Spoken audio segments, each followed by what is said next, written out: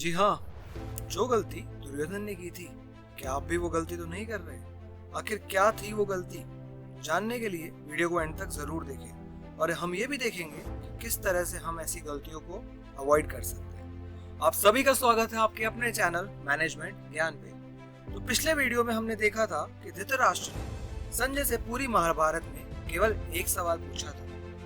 अगर आपने पिछला वीडियो नहीं देखा है तो ऊपर दिए हुए आई बटन को क्लिक करके वो वीडियो जरूर देखें।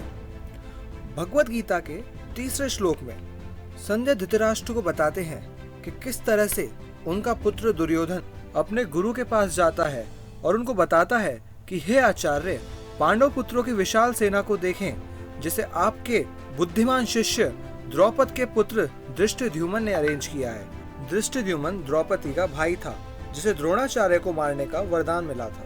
द्रोणाचार्य इस बात को अच्छी तरह जानते थे, लेकिन फिर भी जब धृष्टद्युम्न द्रोणाचार्य के पास ट्रेनिंग के लिए गए थे तो द्रोणाचार्य ने कभी भी धृष्टद्युम्न से कोई भी युद्ध का रहस्य नहीं छुपाया था।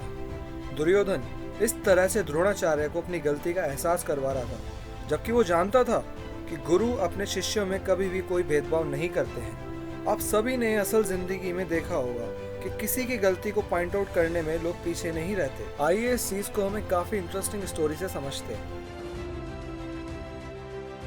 एक बार एक आदमी होता है, उसे ये महसूस होना शुरू हो जाता है कि उसकी पत्नी को कम सुनाई देने की प्रॉब्लम स्टार्ट हो गई है। तो उसका एक काफी अच्छा फ्रेंड था जो कि एक डॉक्टर था। उसने अपने दोस्त को फोन किया और बोला कि मेरी वाइफ को कम सुनाई देने लगा है, तो उसका हम किस तरह से ट्रीटमेंट करवा सकते हैं। तो उसका दोस्त बताता है, जो कि एक डॉक्टर था, कि ट्रीटमेंट ऐसे डायरेक्टली तो नहीं बता सकते। इसके लिए हमें पहले तुम्हारी वाइफ की सुनने की रेंज चेक करनी होगी, ताकि ये पता चल सके कि उसको कितना कम या फिर कितना ऊंचा सुनाई देता है। पति पूछता है कि ये मैं किस तरह से पता लगा पाऊंगा।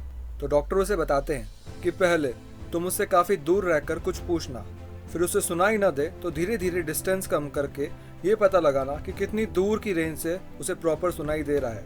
तो पति बोलता है ठीक है, मैं आपको शाम तक पता करके बताता हूँ।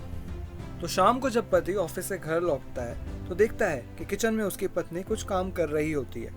तो उसे वो डॉक्टर की बात याद आती है कि उसे रेंज का पता करना है। तो पहले वो अपने रूम से ही बैठे बैठे पूछता है कि हाँ जी, आज क्या बनाया है खाने में। पति को कोई रिस्पॉन्स नहीं मिलता। तो थोड़ा रूम से बाहर आकर पूछता है कि हाँ जी, क्या बनाया है आज खाने में। पति को फिर से कोई रिस्पॉन्स नहीं मिलता। फिर पति किचन के गेट पे खड़ा होकर पूछता है कि हाँ जी, क्या बनाया आज खाने में। फिर से पति को कोई रिस्पॉन्स नहीं मिलता। तो पति बिल्कुल पत्नी के नजदीक जाकर खड़ा हो जाता है और पूछता है, हाँ जी, क्या बना है आज खाने में।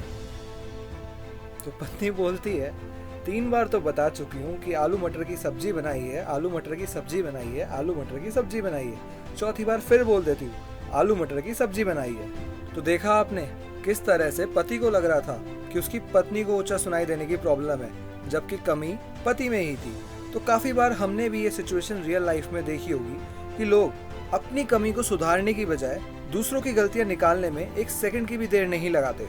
उसी तरह से दुर्योधन भी अपने गुरु द्रोणाचार्य की गलती बताते हुए उन्हें आभास करा रहा था कि उनकी इस गलती की वजह से वे युद्ध हार भी सकते हैं, जबकि दुर्योधन को गलतियों पे फोकस करने की बजाय अपने स्ट्रॉन्ग पॉइंट में फोकस करना चाहिए। ये गलती हम भी काफी बार करते हैं। हमारा जो भी काम होता है हम उसे छोड़कर दूसरों की कमियां निकालने में जुट जाते हैं। इसके बाद दुर्योधन सामने खड़ी पांडव सेना को देखता है और उनकी सेना के योद्धाओं को ऑब्जर्व करता है और द्रोणाचार्य से कहता है कि इस सेना में भीम और अर्जुन के समान युद्ध करने वाले काफी योद्धा हैं, पर मेरी सेना में आप जैसे ज्ञानी और भीष्म, कर्ण, कृपाचार्य, अश्वत्थामा जैसे काफी योद्धा हैं जो युद्ध में हमेशा विजयी रहे हैं, और कहा कि हमारी शक्ति का कोई जवाब नहीं है और हम सब पितामह की वजह से बिल्कुल सुरक्षित हैं। यहाँ दुर्योधन रिस्क एनालिसिस कर रहा है, अपने ही स्ट्रॉन्ग पॉइंट्स को ऑब्जर्व नहीं कर रहा, बल्कि सामने खड़ी पांडवों की सेना के भी वो स्ट्रॉन्ग पॉइंट्स ऑब्जर्व कर रहा है। लेकिन रिस्क एनालिसिस करते हुए हमने सामने वाली टीम को कभी कमजोर नहीं समझना चाहिए। शीशा कमजोर तो होता है मगर सच दिखाने में कभी घबराता नहीं है। तो इसी के साथ मैं उम्मीद करता हूँ कि आपको इस वीडियो से काफी लर्निंग्स और इंस्पिरेशन मिली होंगी। तो आज ही अपने आप से पूछें कि मैं ये लर्निंग कहाँ अप्लाई कर सकता हूँ लाइक करिए अगर ये वीडियो आपको पसंद आया तो।